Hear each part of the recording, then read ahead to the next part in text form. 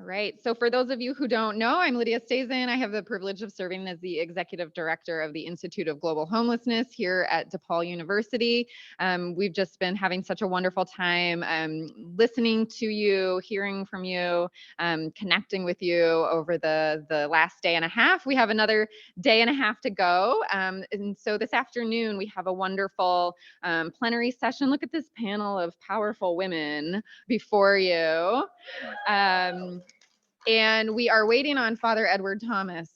He should be here soon, but we're going to just go ahead and get started. But first, I have a couple of housekeeping notes. So we've had, as you probably know, a couple of technical challenges this morning. So if you have if you're still having difficulty connecting to the Wi-Fi, Josh at the help desk continues to come up with some innovative solutions to try to get you connected. So again, if you're having difficulty connecting to Wi-Fi, go see Josh at the help desk, especially if you're a presenter. He thinks he's found a solution that will work. And then again, since we are having some technical issues with Zoom, if you're a presenter, just show up to those rooms at least 15 minutes early. The volunteers will be there to help you kind of set up and troubleshoot so that we can get our sessions started and going on time. We have had a couple of sort of lost and found items. There's a scarf and another item that are also kind of waiting out at the help desk. So if those are your items, go check there as well. We also have some extra lunches, some extra box lunches. And so if you need to grab, that and use that for your dinner, please just go ahead and grab that from the lunch area and take it to go. We don't want to have any food waste as a result of this conference. So if you do kind of need a meal for dinner, you can feel free to grab that. And then we are actually going to close Coat Check a little bit early than is listed in the program today. So get your items from Coat Check by 5 p.m., please. Okay, I think that is all my housekeeping items. We do have interpretation in this session. So again, you can use the Interprify app and your headphones to hear Spanish audio and then several other languages in the closed captioning as well. Okay, so it's my real privilege to introduce Stephanie Chan.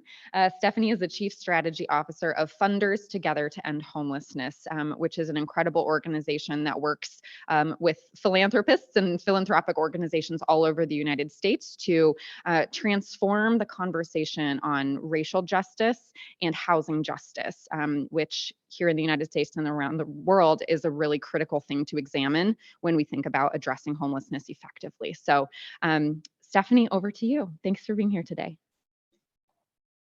Testing, testing, testing. Thanks, Ligia.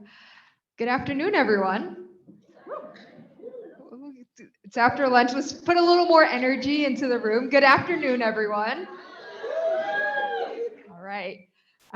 We have the pleasure and the honor of speaking after lunch. So we are going to try and make this conversation as energetic and lively as possible, knowing that all of you are probably digesting right about now. So as Ligia said, welcome to day 2 of the largest global convening on homelessness. As she said, my name is Stephanie Chan, and I work at a US-based organization called Funders Together to End Homelessness.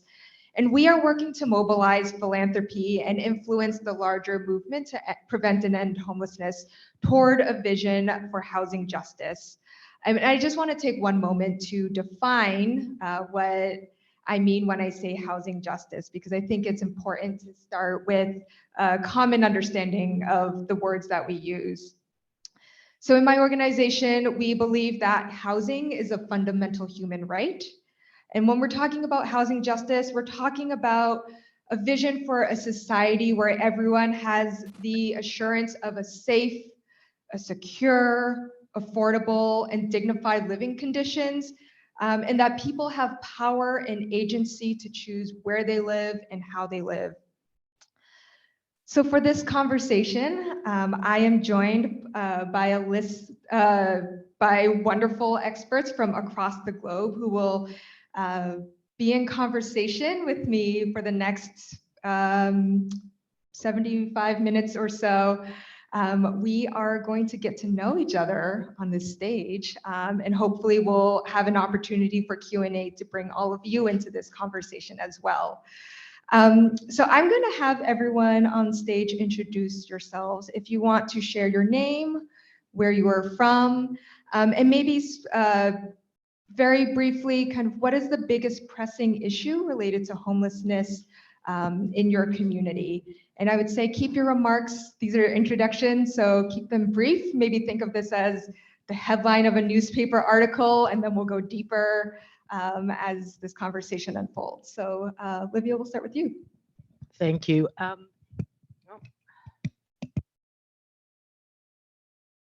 Hello? Yes.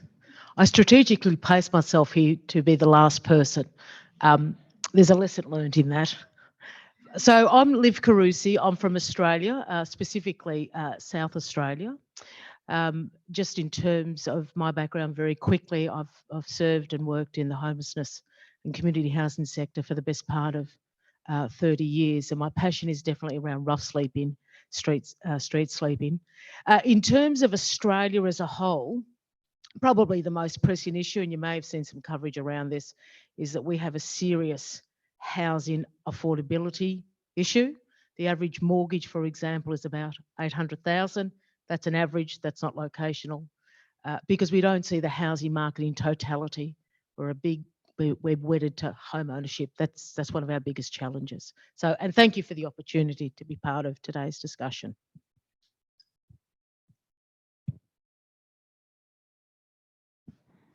Hola, mi nombre es Karinna Soto, soy de Chile y he trabajado hace 25 años para terminar con la situación de calle en organizaciones sociales y ahora a cargo de la oficina del gobierno para este tema. En Chile tenemos muchos problemas, entre eso es que tenemos personas que viven en la calle hace 30 o incluso 40 años. No hemos sido capaces en 2 generaciones de generar oportunidades para que esas personas terminen con la vida en la miseria en la que viven. Hoy día tenemos otros problemas asociados a una nueva situación de calle, post pandemia y también en relación con la migración, pero principalmente el problema, creo, hoy día de Chile es que no tenemos garantizado el derecho a la vivienda ni a otros derechos sociales para todo el mundo. Por eso también existen las personas viviendo en la calle. Gracias. Good afternoon. My name is Lutendo, Malisha. I'm from South Africa. I work with the Statistics South Africa. So I'm one of the people who's responsible for the improvement of recent. I've not been working with homeless population for long, but of recent I've been given a task to improve the data collection on homeless population in the organization.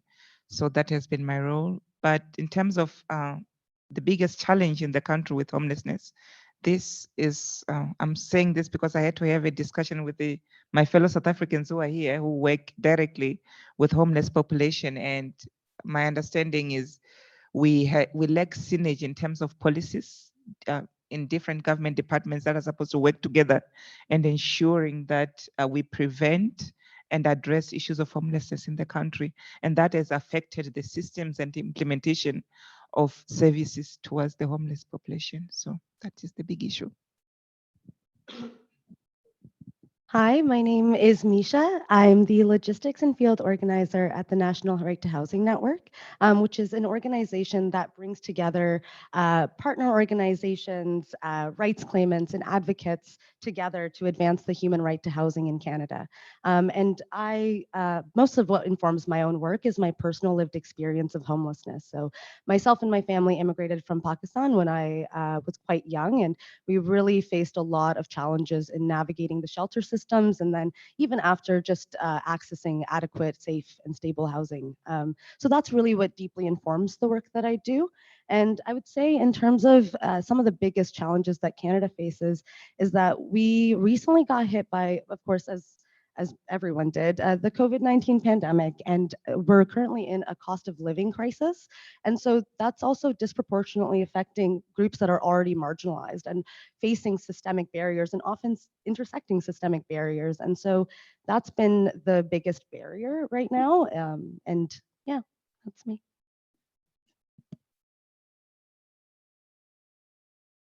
Hi, everyone. I'm Ligia Teixeira from the Center for Homelessness Impact, an organization I set up 5 years ago to help accelerate progress towards ending homelessness for good in the UK. Because despite huge amount of investment over many years, progress has been slow. And at the moment, the biggest challenge is very much the cost of living crisis.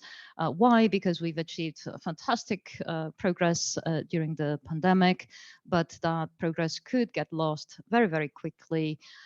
So very much the challenge that everyone is grappling with is how we prevent even more people from becoming homeless, and make sure that we don't lose all the great work that was done during the pandemic at a time when people are incredibly exhausted and burnout seems to be very common across the system.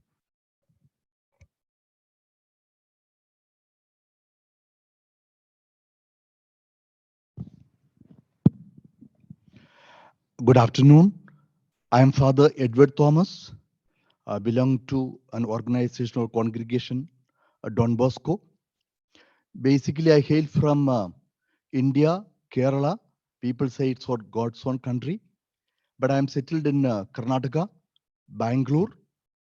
And I represent two organizations. One is called Dream India Network. And it was my dream while I was working with the government. I was working in the government for 10 years as a child right commissioner and engaged in various departments. So I gave birth to this Dream India Network. It is supposed to be Dreamers platform, a secular organization.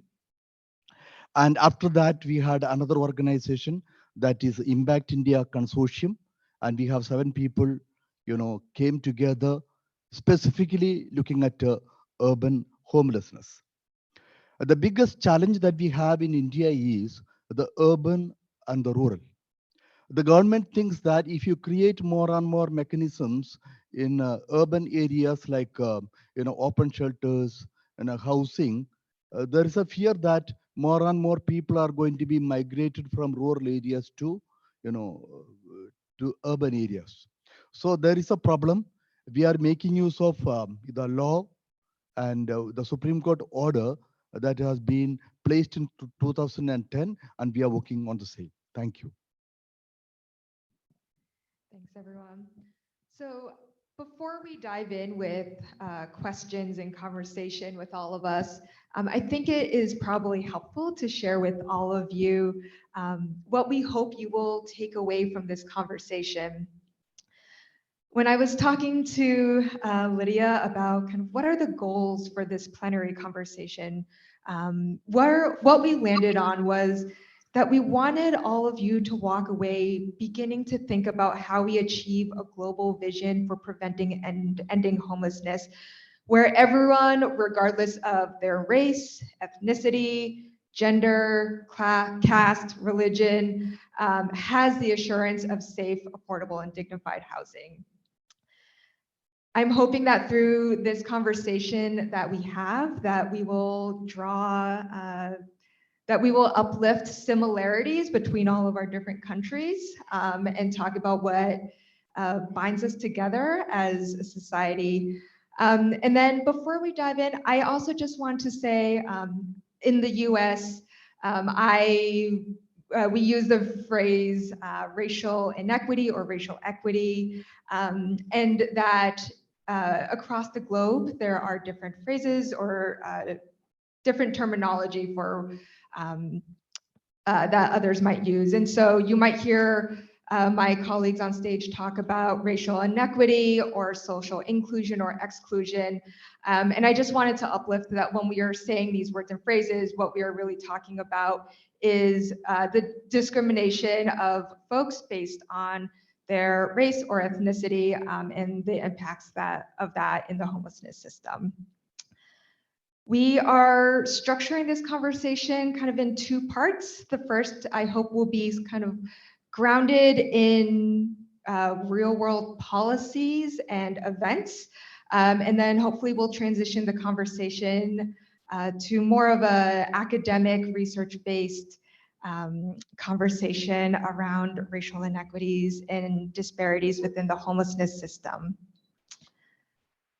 So let's begin the conversation. Karinna, I'm gonna first bring you into the conversation. I think when I look at the news, one of the top headlines that I see is always related to migration.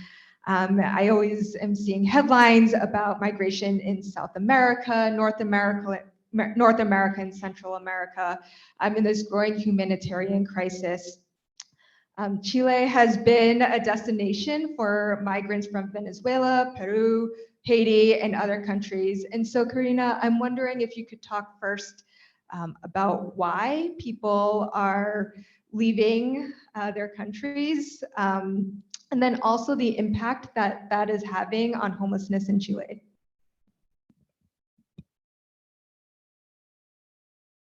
Bueno, el Chile de hoy es muy distinto al Chile de 3 años atrás. Hemos vivido un movimiento social y cambios políticos que tienen una gran cantidad de personas en la calle y también una gran cantidad de personas migrantes que han entrado al país por ingresos o entradas ilegales. Voy a hablar un poco en inglés para que se entienda mejor, no sé. The political crisis and the real expulsion of people from Venezuela as a consequence that for the first time in several decades, you find families in the street with small children. Chile is a society that wants to put children at the center. So this has meant investing a lot of resources in emergency solutions, such as small family residence for 3 or 4 families, and in support programs that connect migrants with different services. The big problem is that Chile doesn't have residents. Thus, we have entered through illegal crossing. So it's very difficult for this family to have off the street, stop selling candy on the street corners, or continue beginning with their children if they don't have papers. This is an option that is very complex because the population in general doesn't want migration. They don't agree with humanitarian measures. There are big conflicts in the neighborhood to the increase of people in the street. Migrants, the increase of associated crimes, and the media that instill fear and hate speech that have resulted in much violence for the homeless. Thus, in order to be safer, people have now occupied the centers of the cities, bringing more stress for all the actors, as there is great pressure to remove migrants from the streets, as it's were something that solves the problem. As if by removing someone, a house will appear as if by a migrant player. In this moment, Chile is a idea a lot of difference with the reality. The migrant thinking Chile is a land of the thoughts, but no, it's reality today. Thank you. I think something you said reminded me of a conversation that Ligia and I were just having right before we jumped on stage, which was related to the impact of the war in Ukraine and how that was driving displacement in Ukraine and the impact that is having in other European countries. And so, Ligia, I don't know if that's something that you would be willing to speak to briefly. Sure, from the UK's perspective, because I think Mark was meant to talk about this, and like Mark, I haven't been to the Ukraine, but certainly the UK has been welcoming thousands of people, and I think I was looking at the figures last night, and so far about 200,000 people from the Ukraine have applied for UK visas, for instance, and about 133,000 have taken advantage of those visas so far. And what that means is that, of course, the UK is welcome this new wave of families, many of them women with children. And of course, they will have to have access to public services, to schools, to benefits. And what that means, I suppose, in terms of the system adapting quickly enough to make sure that those families are well as the system being able to cope with business as usual as well. So far, so good. Certainly in the homelessness sector, there was concern that by now we would be seeing more families becoming homeless. That hasn't been the case yet, which is fantastic. But there's definitely red flags. So for instance, just to give you an example, in Scotland, about 5,000 people are still in hotels, families from the Ukraine, and that's clearly not a sustainable situation for them. It's also incredibly expensive for the Scottish government to be running, such services. Also, there's about 3,000 people in 2 boats in Glasgow and Edinburgh, and they need to be, emptied by the end of March. So just another week.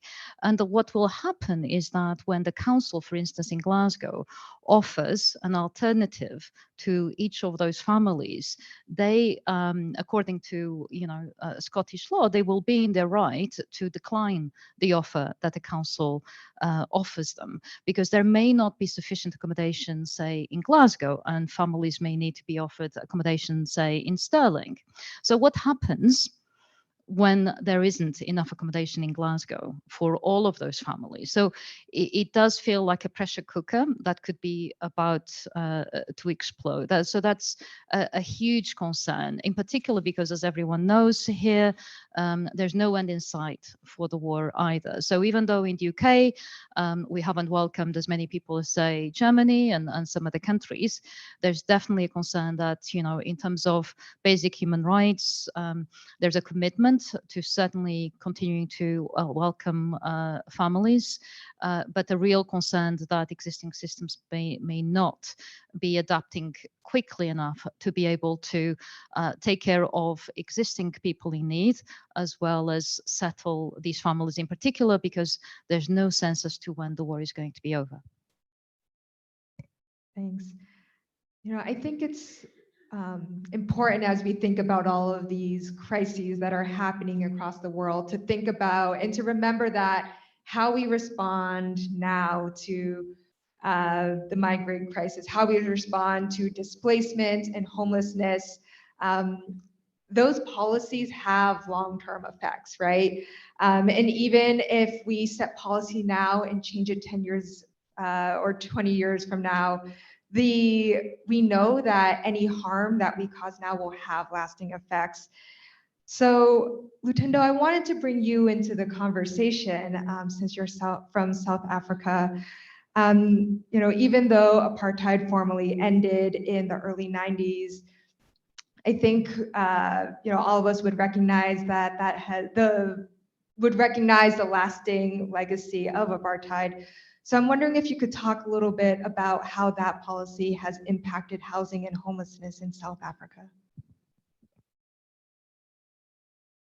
Thank you.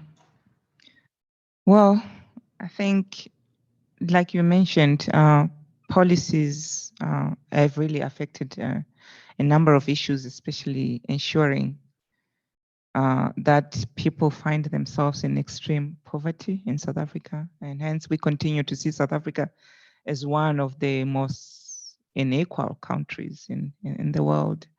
So the apartheid, or the policies of colonialism, they started way back.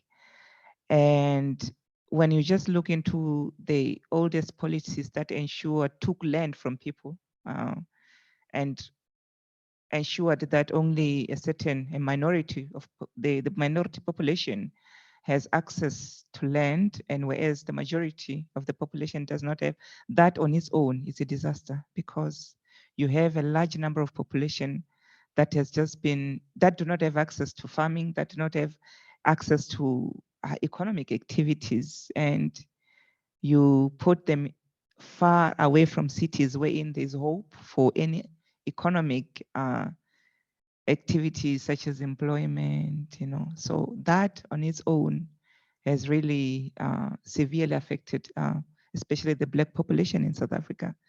Not only the Black population, but especially all the, the Black population and the colored population. And to say, they use the word colored before people fly on me. The colored population is a mixed race in South Africa, so they are called a colored population. So those two groups have continued to suffer the consequence of old policies. So apartheid in itself, when it came into power in 1948, also introduced more policies that ensured that people were completely removed, separated according to race. And, people didn't have access to the cities. People were forcefully removed from their original homes. That on its own, so you're moved without access to any form of housing. That's another, every majority of people found themselves homeless. Rebuilding is not an easy task. Some people don't even know where to start. People were removed from their ancestral homes wherein they had community togetherness in terms of communities wherein they could build and help each other. But now you're finding yourself in places wherein you're mixed with strangers. You just have to survive, it's survival of the fittest. And that on its own is placed a lot of people in difficult conditions. So people found themselves without homes. People found themselves in shelters that were not conducive. If you look continuously, we've seen a large increase of what we call informal dwellers in the country, wherein you find large number of Black population living in informal settlements and in informal types of housing, wherein these are houses that are made of boxes, metal structures, which people could pick anywhere. And they continue to mushroom practically every month in the country. And because there's not been any policy that has so far managed to balance in terms of, there's still no equal distribution of wealth. Policies are being built, policies are being developed and passed, but they continue to fail. So that, as a country, we've really continued to struggle to manage, and that has continuously affected housing, distribution of housing. Even policies that were meant to build houses for the poor failed. They were just formulated and there was no proper structures. So access to proper housing and homelessness has also been two different issues that have been addressed, as in two separate issues. The policies itself, the apartheid itself also contributed towards people not having access to documentation. So for you to get access to documentation, for example, so to access to housing, you also need some form of documentation. And without that, then you find yourself homeless. So there are a number of issues that continue to exist and contribute towards homelessness and access to adequate housing in the country, which are interlinked. Yeah. Thanks. Let's continue down this. I heard you mention colonialism, and I'd love to continue down that conversation and maybe bring Liv into the conversation to talk a little bit about Australia. Can you talk a little bit about what the landscape is like in Australia, specifically maybe related to Indigenous homelessness and building partnerships and new relationships with the Indigenous community, and what providing services and housing is that are culturally appropriate and sensitive is like? Sure. So I think it's on. Yeah, I think it's on. No, it's on. Is it on now? Yeah, fantastic. So probably the first thing I need to acknowledge is that I'm not a First Nations person, so I can't speak with cultural authority in Australia. That's very important to acknowledge from the get-go. But what I can speak to is through my connections and the storytelling and the privilege of being invited into people's lives to hear their experiences around discrimination, access to housing, the impact of government policy at the national and the state level, and what it's meant for these communities across Australia. As a country where we have First Nations folks that represent the longest continuous culture in the world, 60,000 years. That's an important acknowledgement. As a country, though, we have failed our First Nations people. We afforded and provided the right to vote in 1960. We've had some terrible policies that have seen children taken, families broken, culture dismantled. People were told, you can't speak your language, you can't be part of your family, we're going to assimilate you. So we've done some terrible things, and we need to acknowledge and own that and take responsibility and walk with our First Nations brothers and sisters towards justice and peace, and rightly afford their place in the country. This year, the Prime Minister, the government of the day, has made the decision in consultation with First Nations leaders and communities that we are heading towards a referendum that we hope will see a voice to Parliament. We don't have a treaty, we don't have a Bill of Rights, we have a constitution, but I'm not sure, other than a transactional set of words between a federal and a state relationship, there's no real recognition of our First Nations folks. The other movement that's picking up in Australia, which I'm very pleased about, is that we're seeing less and less mainstream services, white services, deliver programs and responses to First Nations people. Great deal of advocacy, a lot of work at the grassroots level, saying what we need to be doing is supporting and resourcing, acknowledging the leadership of First Nations people through self-determination, dignity, affording human rights, by saying, you deliver the services for your people. You are best to do that, and we will walk alongside you, however you need us to, in order to do that. Discrimination is very real in the housing market. Discrimination is also very real for people when they knock on the door seeking assistance. Yesterday, I think it was one of the speakers, Jess, in another panel session, talked about 1 in 4 First Nations folks knocking on the door of a homelessness service in Australia. I actually think it's higher, because I don't think everyone self-discloses. So even at a service level, we're not getting that right. But I do have hope, I do have belief that the steps that we're taking as a nation, that we're going to try and do better and ensure that First Nations people are afforded their human rights, are afforded their dignity, are afforded the principles of self-determination, and are rightly recognised in the place of Australian history and their own culture, and we have much to learn from them.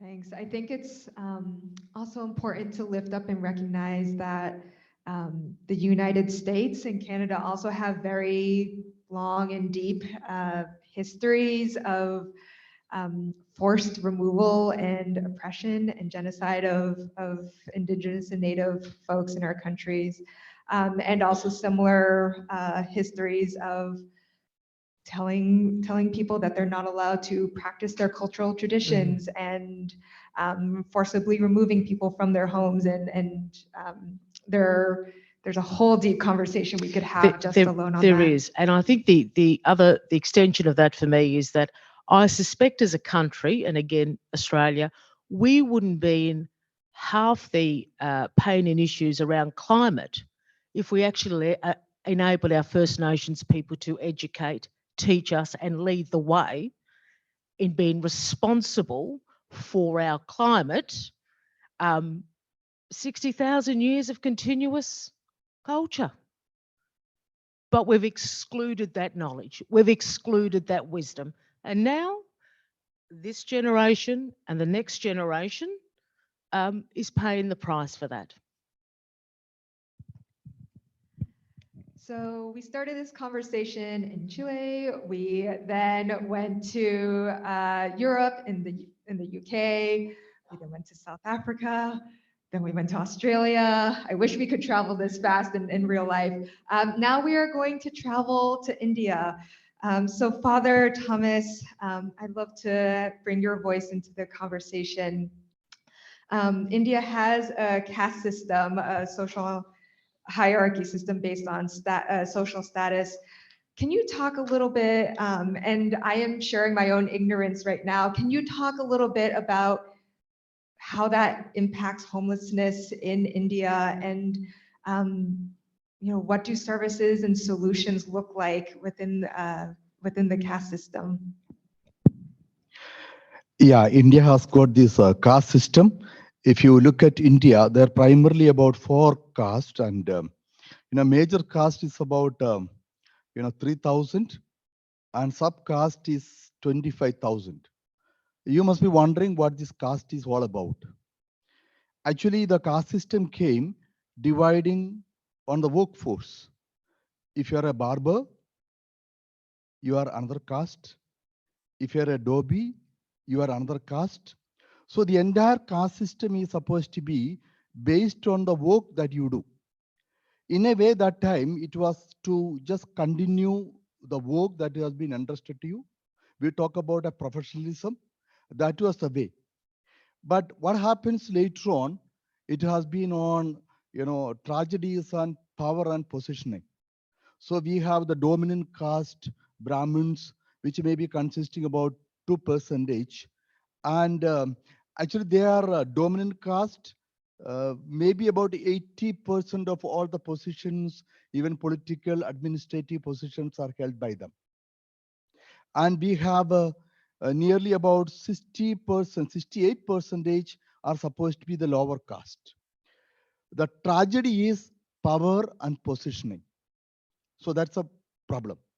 Now, when you're talking about urban homelessness, of course, when you're dividing into caste, and especially education get affected, and the money, maybe the financial status get affected.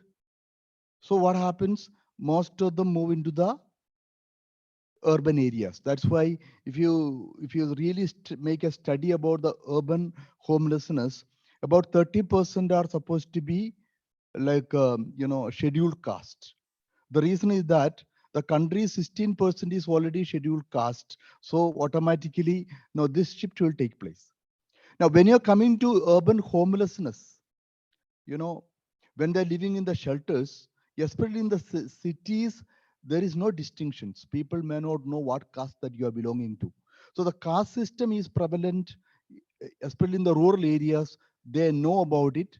And also some of the states, the lower caste and higher caste, they don't live together. Especially the lower caste remain maybe outside the village, and they are supposed to be working for the dominant caste. Especially many of the states have this problem.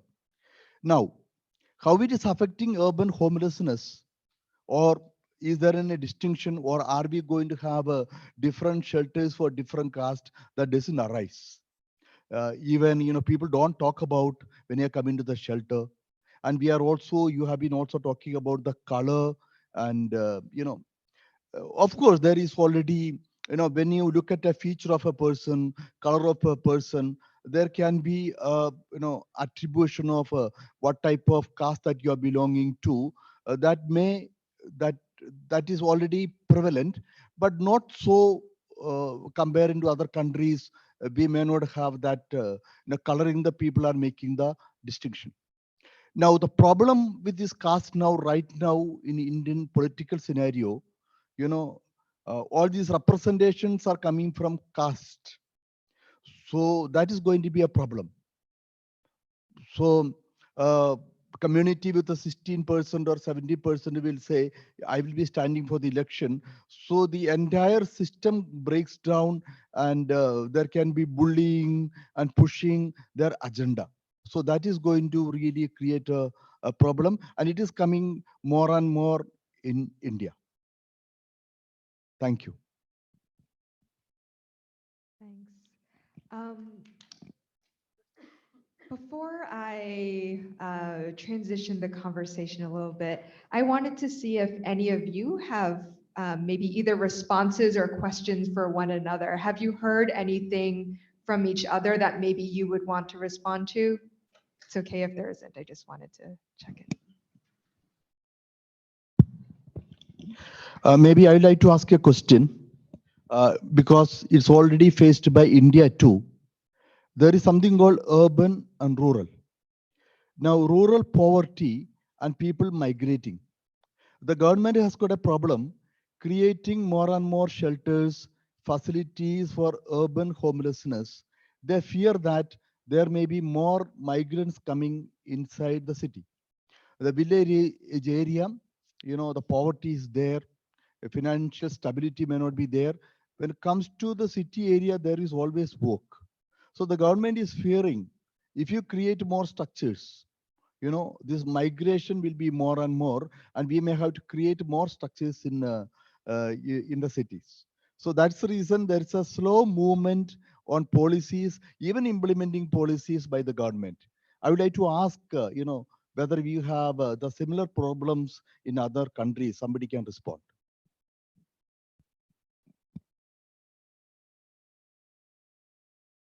Hello.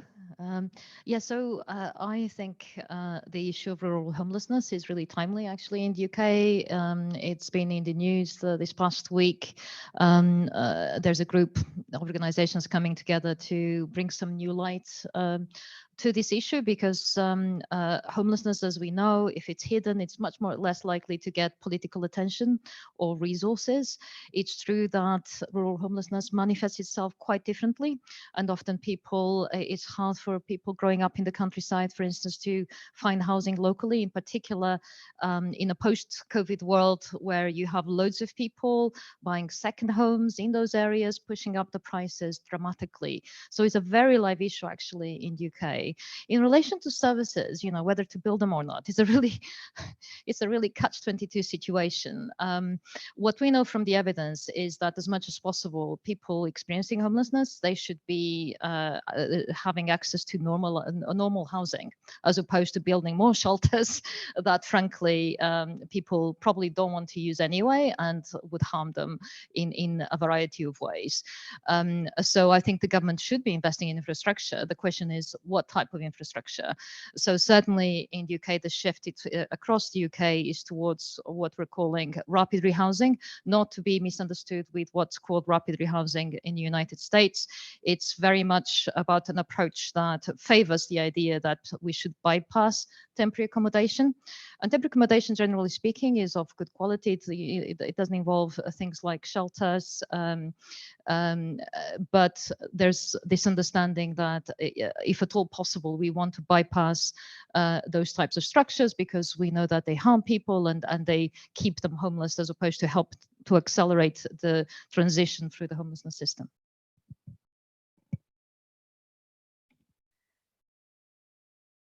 I think the question that I had asked Lutendo around the legacy of policies and the impact that they have on housing made me realize that I should also maybe talk a little bit about the United States.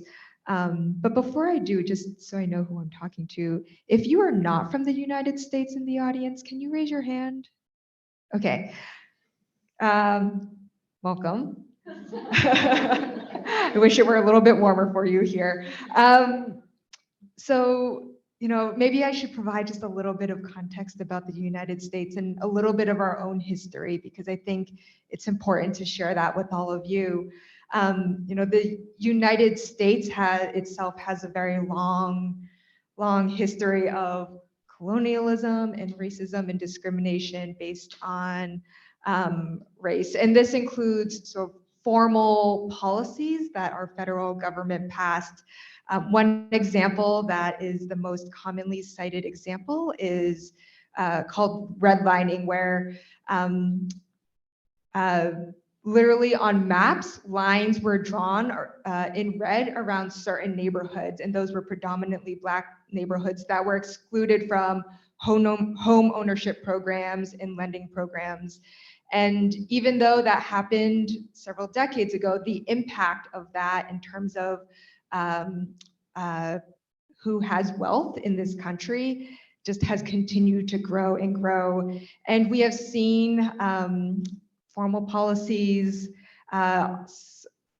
such as things like racial covenants, where in the deeds of in titles to homes, it is written that a person of color, and specifically a Black person, is not allowed to own that property. And these racial covenants still exist today. There's a lot of work being done to try and remove them, and a lot of people who own their homes actually don't know that they are still written into the titles of their homes.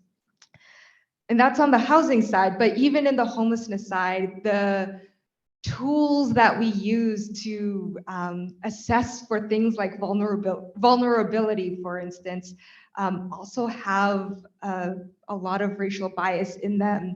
So I think earlier on stage today, I heard someone mention the VI SPDAT, which is the tool that we use that the homeless services system in America uses to assess someone's quote unquote vulnerability. And the idea is that the more vulnerable you are, sort of you get prioritized for housing. However, that tool was modeled off of certain groups of predominantly white folks in a northeastern city. And data has shown us that it is predominantly white folks and white women who are prioritized for housing, and it is Black women who are prioritized last for housing, or considered to be sort of the least vulnerable. And that has to do with the questions that are asked, how they are asked, and how also people respond to different questions. And so all of this sort of formal policy and the tools that we use have contributed to sort of the vast racial disparities that we see in the United States in our homelessness system. There's a statistic that came out in the United States that even though Black people make up 13% of the general population in this country, and I think 20-ish% of those living in poverty, they account for over 40% of folks who are experiencing homelessness. And it's because of those formal policies, and it's because of the bias that's built into our tools and how the system operates that has contributed to those disparities. So I want to transition this conversation into maybe a broader conversation about discrimination. And while I have lost my notes on my phone, but I would maybe love to bring Misha into this conversation since we haven't heard your voice yet. So I know in Canada you are working on a right to housing. Can you first start off by talking about what that means and what that is? Is it working? Yeah. So the exciting thing is in 2019, Canada took a major step towards achieving housing justice by enacting what's known as the National Housing Strategy Act, which I'll refer to as the NHSA. So this is a legislative framework that provides us with domestic mechanisms to ensure accountability to the right to housing. And it's been a long time coming. It's been about or more than maybe 3 decades of advocacy and government relations work and legal challenges. And so it requires that governments adopt and maintain a national housing strategy, which includes different oversight mechanisms, such as the Federal Housing Advocate, who was appointed early last year, the National Housing Council, and review panels. And so these are bodies that are designed to investigate and really address systemic housing inequities. But what makes the NHSA particularly impactful is that it recognizes that the right to housing is a fundamental human right. And so that essentially means that there are certain principles and practices that have to be upheld to ensure that this right is fully realized. And one of those principles is the meaningful engagement with impacted communities. So in Canada, as I was mentioning, and similar to other countries, marginalized groups are and continue to be disproportionately impacted by homelessness. And this is due to historical and ongoing discrimination, limited access to resources and support, and systemic barriers that just make it really challenging to secure safe and adequate housing. So in Canada, we can't really talk about homelessness and responses to homelessness without talking about Indigenous people. And so the National Housing Strategy Act, it recognizes that Indigenous people in Canada face unique barriers to accessing adequate housing. And so right now, Indigenous people are very overrepresented in the homelessness population, even though they only make up about 5% of the overall population. And this is, as we all know, due to a history of colonization, forced relocation, and residential schools, which have had lasting impacts on Indigenous communities, and they continue to contribute to their overrepresentation in homelessness across the country. So the NHSA recognizes that Indigenous people in Canada have these unique housing needs and priorities, and to address those and ensure that they have access to safe, affordable, and adequate housing, the legislation mandates that the National Housing Strategy has to be developed in partnership with Indigenous people. And so what I mean by partnership is that Indigenous communities have to be meaningfully engaged and deeply involved in the decision-making processes of the programs and policies that affect them. So it also means that Indigenous perspectives and cultural practices have to be respected and integrated into housing and programming. So there's a lot of other different kinds of experiences that intersect, and these intersections also rest on the oppression of marginalized communities, especially racialized groups, which has been my own personal lived experience. And so there's a lot of work that needs to be done, but this is a huge victory for Canada to have this legislation in place. Thanks for that. Let's maybe talk a little bit more about the UK. So, Ligia, I'd love to bring you back into the conversation. I believe that you recently released a policy paper, right? And that this policy paper explores racial inequities in homelessness in the UK. Can you talk about what you found? And I think we've talked a lot about kind of we've talked a lot about discrimination, but are there any recommendations that you lift up in this policy paper? I suppose it's worth for me to start by saying that unlike the United States, Australia, Canada, race is not something that we talk enough about when it comes to homelessness. So that's why we were so keen to do this particular policy paper. And the reason why that happens is very varied.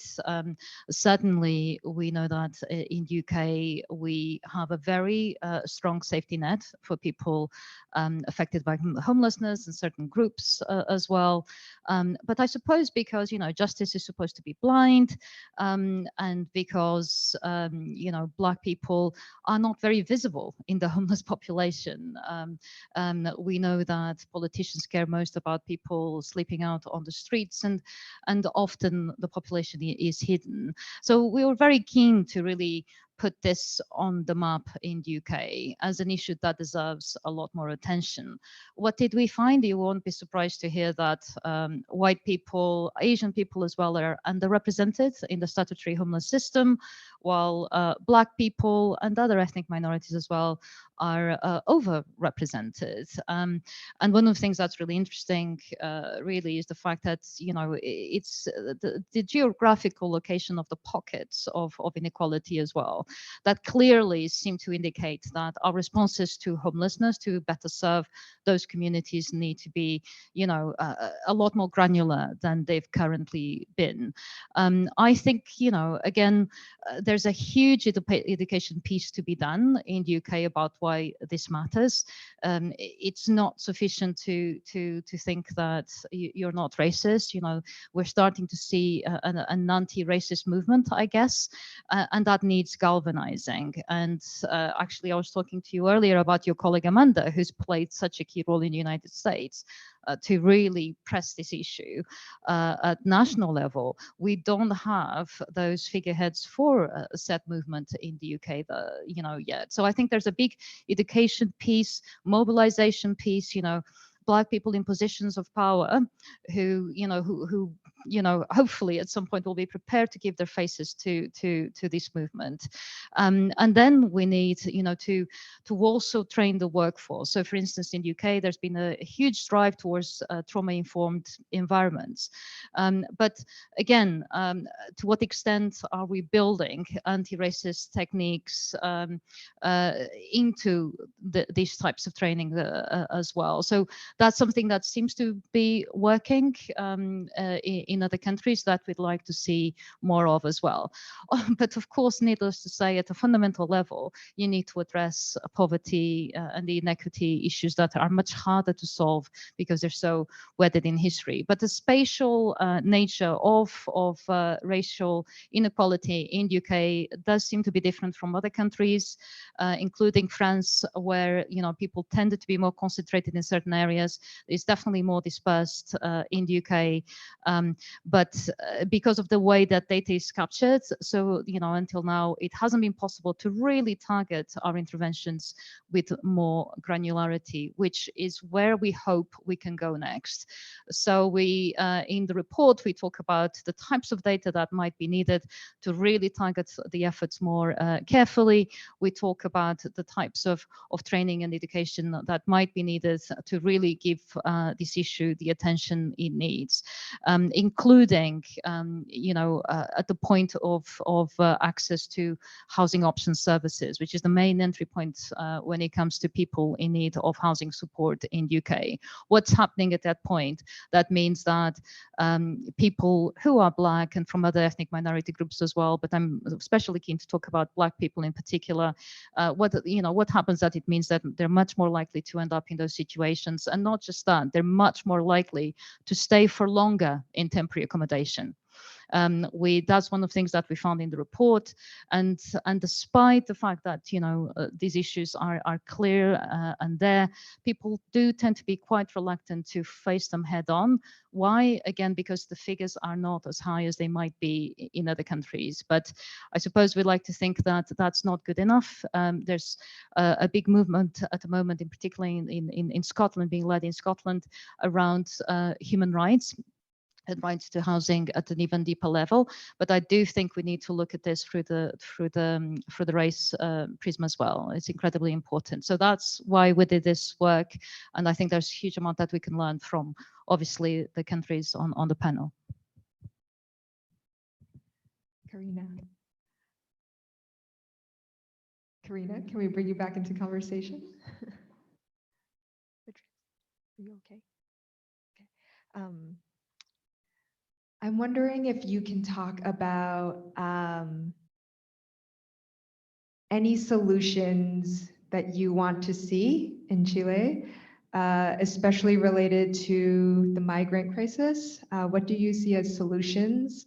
What would you like to see happen?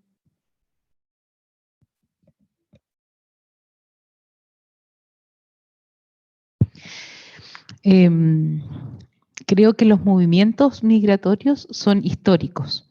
En los años 70 los chilenos salimos de Chile a otros países.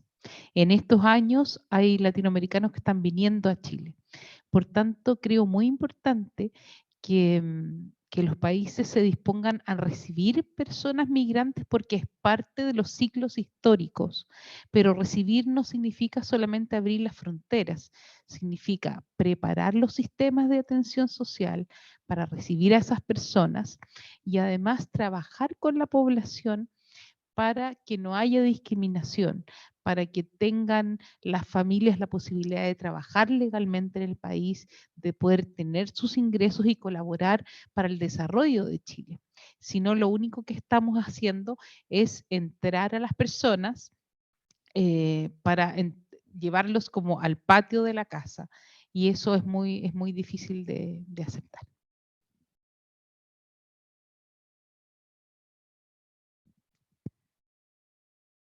In a few minutes, we're going to open it up for conversation and ask all or invite questions from all of you. So maybe start thinking. But I want to go back to where I started this conversation, which was, you know, that even though we are from all over the globe, there is so much that binds us together. And, you know, in talking with Lydia, one of the things that we wanted to really uplift during this conversation were ideas for how we could create a global movement to prevent and end homelessness. And so before we open it up to questions from all of you, I have one more question for all of you, which is, how would you like to see all of our countries work together to prevent and end homelessness across the globe? And it's 30-second responses again, or no, seriously. Look, take your time. I think for me, the fundamental principle that we start from is that we actually believe in it. We actually have to believe that ending homelessness is possible and it is solvable. Certainly in the Australian context, we're a very wealthy country.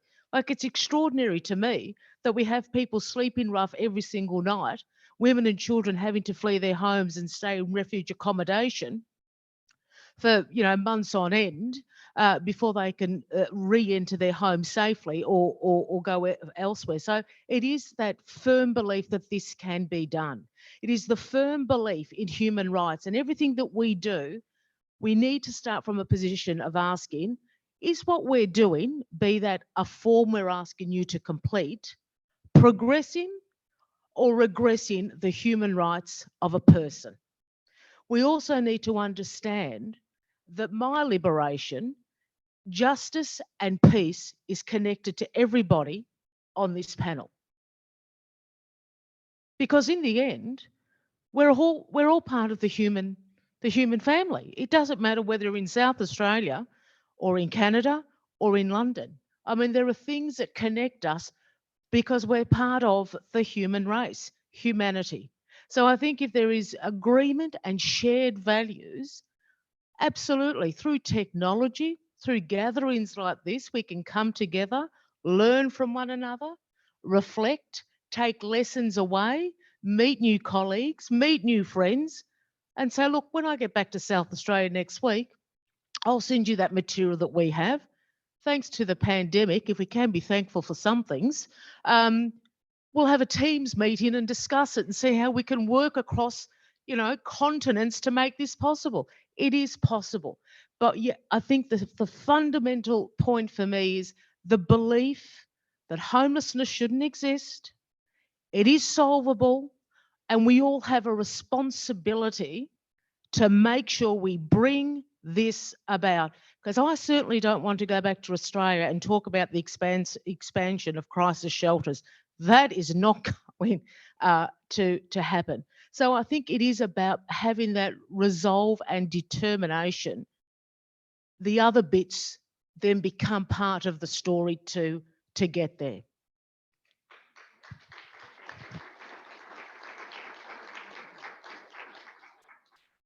I think about how many people in these rooms have sons, family. Bueno, fine, is the principal task of other actors in the society is the new education. Our children's has other visions on the society. My son Santiago says me, mommy, and I don't understand because John, living in the street, I don't understand. If only step by step for the education, and other ones that all the countries have a resource. This is no problem. This is the problem is organize the resource for solve this problem in the world.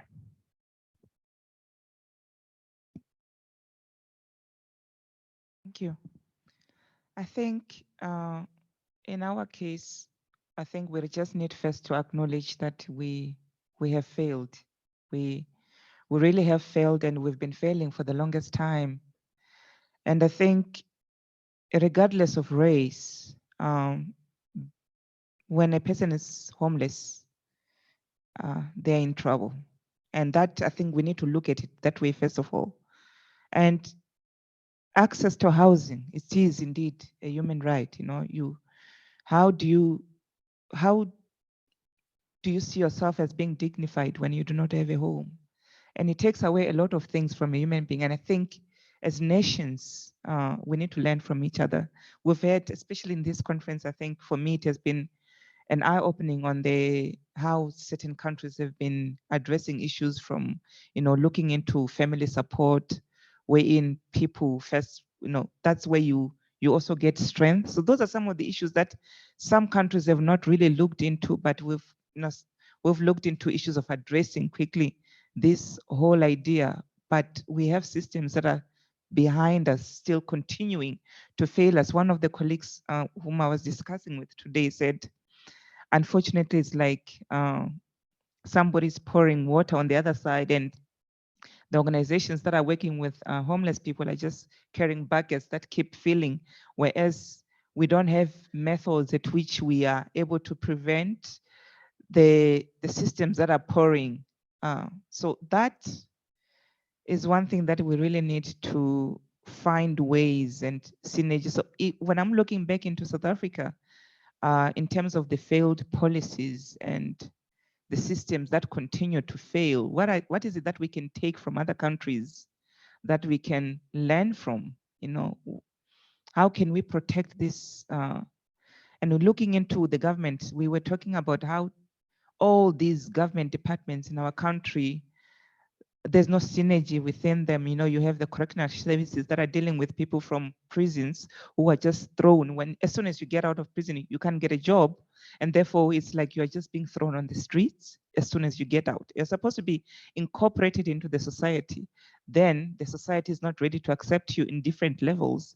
And then you have people who are struggling with mental health. The Department of Health is not involved because they are not, their systems have failed them.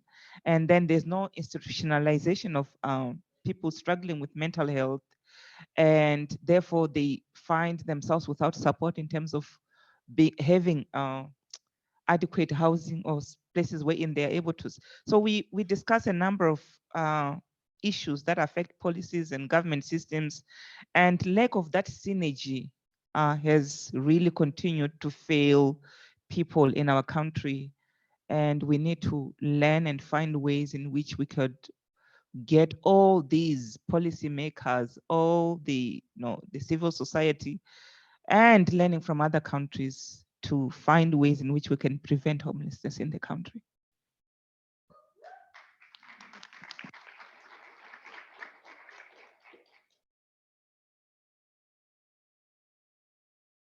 Yeah, I completely agree. I think especially noticing after coming to this space, we're all working in silos most of the time, and I think that's just very isolating, and it's really heavy work that we're doing, and the consequences of our mistakes are pretty dire. It's real human beings are being harmed, and we're really trying to advocate for policies and programs that change a system that is very resistant. And so coming together and building community and having spaces to share our learnings and knowledge, I think is very critical, both to our well-being, but also for creating solutions that are equitable and long-lasting and that benefit the mass. I think that what we talk about a lot within our own network as well is this balance between process and outcome. And so it's very important to have very clear and defined set of goals. And I think that's important to guide the work that you're doing. But it's also just as important to really build relationships and work collaboratively with communities and across borders with others, because that is how we're going to be building more equitable solutions. Yeah, and so I think we all know that there's also very limited resources to be doing this kind of movement building work, and finding ways to get resources, I think is really important, because spaces like this one, I think are critical, and I think we've all probably felt that from being here.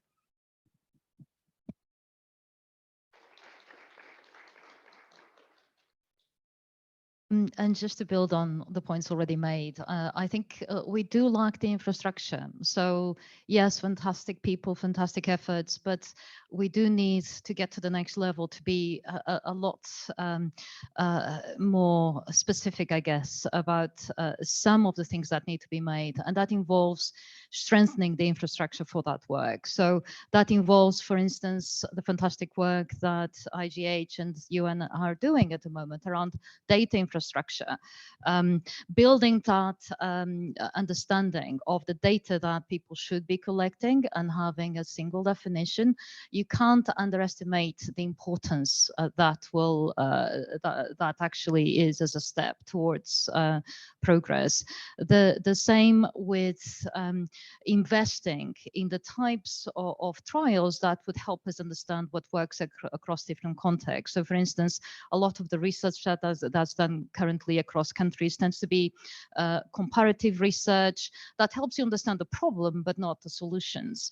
And yet, you know, London has more in common with other large cities like Paris, like New York. And yet, how often do you see similar interventions being tested across those different contexts? Very, you know, very little, if at all. So we would like to see a lot more of that type of work. So I think, Lydia, to challenge you even more as you try to wrap up a conference, I think doing something with politicians at some point, because you know you have summits on climate change. Nothing like that's ever happened on homelessness. On the back of the work to really put homelessness in the Sustainable Development Goals, whether that might be a way of getting a breakthrough around some of those issues. And also the other issue that you hinted at, you know, public perception across the globe. You know, people who experience homelessness are by and large being stigmatized for those experiences as opposed to be seen as victims. So in rooms like this, we're talking to the converted. So we're failing to really get that breakthrough to the general public. Why is that? That's happening all over the world. And I think that's a challenge that we also need to set ourselves. Something that we've been doing is not quite working around the whole, not just homelessness, but health equities, racial equity. What needs to change to make sure that we're able to achieve that breakthrough? So those are very much top of my wish list. Let's continue to do this, but try to push it even further and really, you know, not underestimate the importance of that evidence and data infrastructure across the globe to focus on solutions as opposed to just studying the people affected by the problem.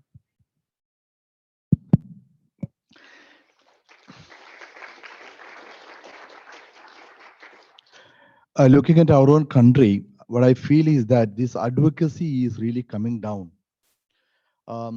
Conversations are less, voices are becoming very, very feeble. I think civil society organization had been really up in arms earlier. Now it has come down. And I feel globally too, you know, any voices is raised for rights, you know, look like as if we are working against the government. And I think, you know, we have a huge opportunity to build up this, you know, synergy with, you know, civil society organizations. And secondly, the conversation right now that we have globally, I think it should be taken forward. And how it should be, it is not only just through the conference alone. How are you going to continue this conversation tomorrow? I think that is left to our leaders over here. IGH and other groups are there.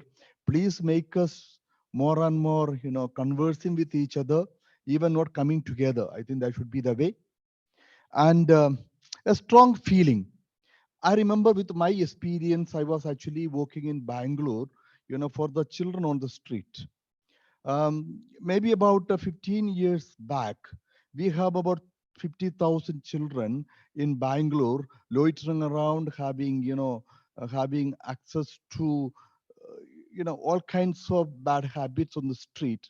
If you look at Bangalore today, I do not know how many children will be roaming around on the street, except few children, you know, coming from the slums, maybe coming with the parents or begging family. I don't think Bangalore is having children on the street.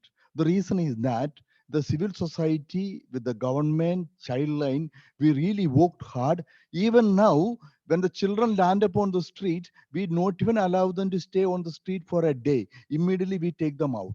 That means effort, tireless effort, we can conquer anything. And that's a strong will that we need regarding the urban homelessness. Thank you.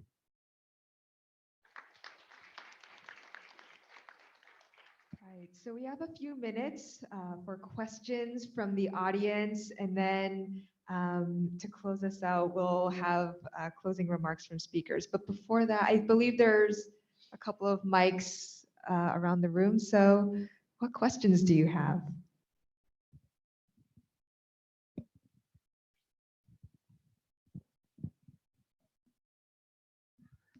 Thank you. I'm always bursting with questions. It's just my personality. So I'm very curious to ask the panel. I've heard a lot about, the work of nonprofits, the work of government. I'm curious to know what successes and partnerships you think you have or you could have with the private sector. I've heard a lot about government nonprofits during this conference, but not a lot about the private sector, the economists, the investors, the builders, the landlords, multinational corporations. Like, what can we do to partner with them and be successful in addressing homelessness in partnership with them, with those groups? I'm happy just to touch on a couple of experiences that I've been involved in. I think traditionally in Australia, the relationship with corporate Australia has been one of fundraising. An event, raise some dollars, corporate staff feel good about themselves, and there's a place for that. I don't want to dismiss that. More and more, there is interest in the corporate sector and groups coming together with the non-for-profit sector to look at how can we repurpose underutilised empty buildings? How can we bring the building industry in, offer pro bono resources and tools and supports to get a building to be functional so that we can accommodate people?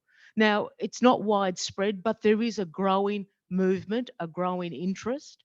We also have particular weeks designated throughout the year, such as Homelessness Week in August, where corporates often reach out and we reach out to them to go and talk to their staff, to their executives, to their volunteers, which generates another conversation. I think the starting point for me is whenever we're invited or we ask others to be invited in, that we need to be present and see the relationship as reciprocal. It's not simply asking for additional funding. It has to be meaningful, intentional, and purposeful. I think we can get there. It just takes a different approach because those folks in that corporate entity know someone who's been homeless, know someone who has survived domestic and family violence, unemployment, potentially has lost their home or been at risk of losing their home. It's real life story stuff. I will give a very succinct answer from a US perspective, and then if you want to talk more later, we can do that. In the United States, housing right now is seen as a commodity. It is something you own to build wealth. I would love to change that conversation and that dynamic so that housing is something that you have and it is not something that you accumulate for the sake of accumulating more money. And I think that has a lot of impact on how we think about landlords, about housing developers, about who owns land and who owns housing in this country. So that's my headline. There's a lot more I could say about that, but I'll save that for another day. Maybe I would like to make a point on what she said. One of our tall leaders of our country made a statement. When 1 rupee is released from the center, when it reaches to the poorest of the poor, it becomes 5 paise. I think more and more investing to the government, I'm not talking about all over the world, maybe, due to the corruption and, not utilizing money properly. Today, we need to have a strong civil society organization working par with the government. Anyone should say that, okay, if money is invested in this particular organization, it reaches 10% to the poor. If you can build up such an organization, people can just throw money because civil society has got money. because many of them are, just getting invested into the government, and it may not even 10% or 15% or 20% may reach up to the people. So this civil society role and having beautiful structure that is built up becomes very, very important for organizations. I think we might have time for one more question before we close it out. I think a different audience member planted this question for me. So what is the role of research in, hang on, let me look at the question. What is the role of research in solving these problems? Very happy to take that. I think the role of research, I think I've already hinted at this. It needs to be more than just study the problem. Certainly in the UK and globally, we have a very rich tradition of trying to understand who's affected, the impact of these experiences. And guess what? They all reinforce this idea that being poor is really bad for you and being homeless is even worse. So while you can always, continue to update those insights, it's really important that we zoom in a lot more on the solutions, and importantly, that we help ensure that people are asking the right questions. So when it comes to homelessness, it's really easy, and we know that most investments goes towards helping people at an individual level, when in fact we need to take a public health approach and make sure that we're helping people at systems level. And in terms of business, I couldn't agree more that there's more that business could do, but we need to be very mindful of the influence of big business in politics, let alone homelessness. So it's really important. The role of research is primarily to ensure that we help people understand the knowledge globally of what we know works and doesn't work, and try to direct people to the best knowledge available at any one point, while being humble about what we don't know, and really trying to come up with ideas and be creative. And you don't do that in isolation as researchers. You do that by getting to know the people affected, the practitioners, different people doing policy work at different levels of the system as well. So I couldn't emphasize more that when it comes to homelessness, I'm a great believer that you should not be doing it for the sake of knowledge in its own right. You should be doing research to help people, to help end homelessness, not just to know more about the nature of the problem.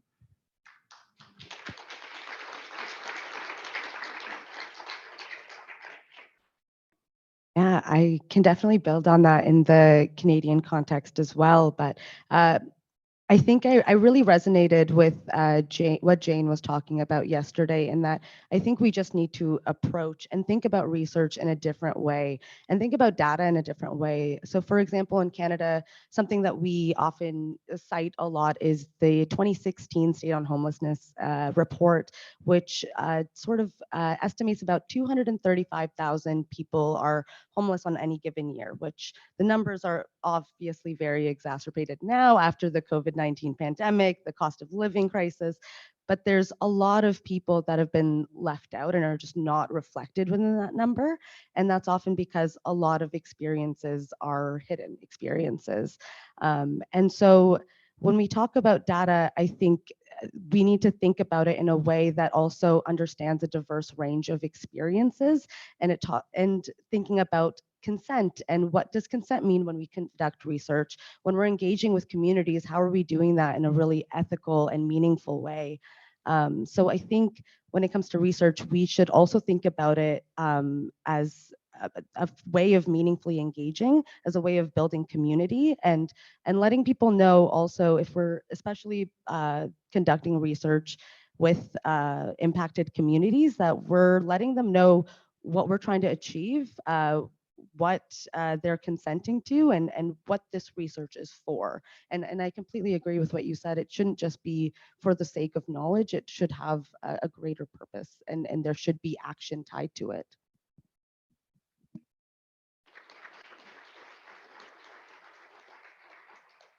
So I'm getting the time card that we have to wrap things up. So I want to maybe bring us back to where we first started. I shared that we were getting to know one another on this stage that we were going to learn about each other's work and expertise. And so to close us out, I never like to end on Q&A. I always like to bring it back to all of us. So maybe very briefly, in 30 seconds or less, can you share something that you heard from one another that you're going to continue to think about? So maybe we'll start on that end and we'll come back this way.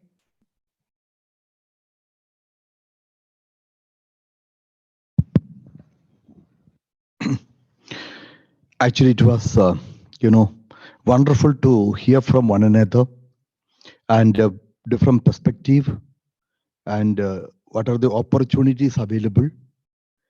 Sometimes, we tend to listen to, whatever we heard, but the voices I heard from different quarters, this was actually given me more opportunity to think more and work more, and we feel a sense of unity to solving a problem.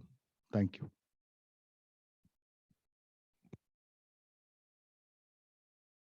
And for me, it's again about the race issue and what can we learn from all of you about how we give the issue more attention in a country like the UK.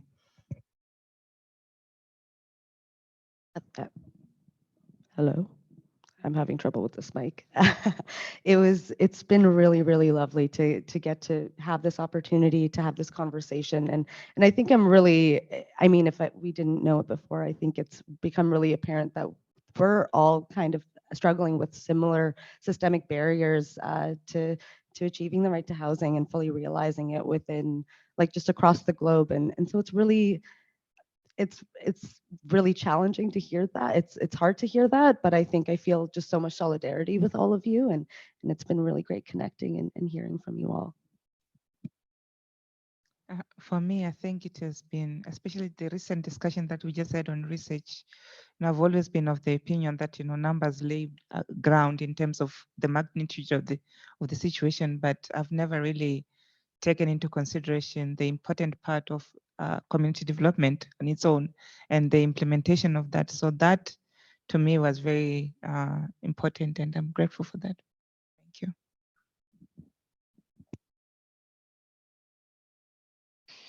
Thank you for this opportunity. I think about we are the majority woman in the panel, but in the street majority men.